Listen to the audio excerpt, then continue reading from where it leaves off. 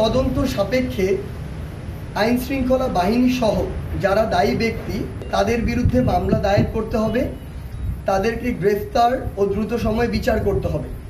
শহীদ ভাইদের পরিবারকে আর্থিক সহযোগিতা, মাসিক ভাতা ও পিতামাতার মতামতের ভিত্তিতে পরিবারের একজন সদস্যকে চাকরির নিশ্চয়তা দিতে হবে। তদন্ত সাপেক্ষে সরকারের সংশ্লিষ্ট ব্যক্তিকে বিচারের আওতায় আনতে হবে। বিশ্ববিদ্যালয়ের আবাসিক হলগুলোতে প্রশাসনিকভাবে সিট বরাদ্দ দিতে হবে, সন্ত্রাসী কার্যক্রম বন্ধ করতে হবে এবং ছাত্র সংসদ চালু করতে হবে। আন্দোলনকে কেন্দ্র করে দায়েরকৃত সকল মামলা প্রত্যাহার করতে হবে।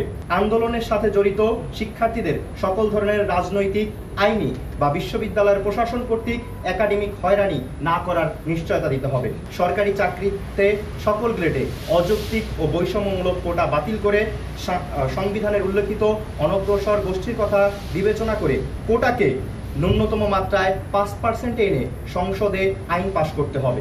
সমন্বয়করা জানান, সহিংসতায় বিশ্বাসী নন শিক্ষার্থীরা।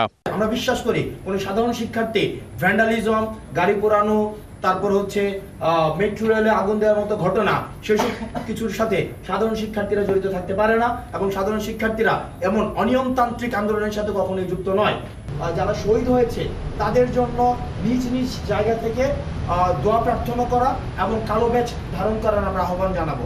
এবং আমরা সবশেষে আহ্বান জানাতে চাই সবাইকে, আমাদের চলমান যেসব কার্যক্রম রয়েছে, আগুন সন্ত্রাস, রাষ্ট্রীয় যেসব জানমাল যেসব ক্ষতি সাধন করা হচ্ছে, সেগুলোর সাথে বৈষম্য বিরোধী ছাত্র আন্দোলন কখনোই সমর্থন করে না। আমাদের এই ব্যানারটিকে ব্যবহার করে কেউ যদি আসলে তার রাজনৈতিক উদ্দেশ্য হাসিলের চেষ্টা করে, চেষ্টা না অপচেষ্টা করে, এবং সেটাকে কাজে লাগিয়ে আসলে জ্বালা পোড়া, ভাঙচুর কিংবা এই সহিংসতাগুলো করে, সেটাকে আমরা কখনোই সমর্থন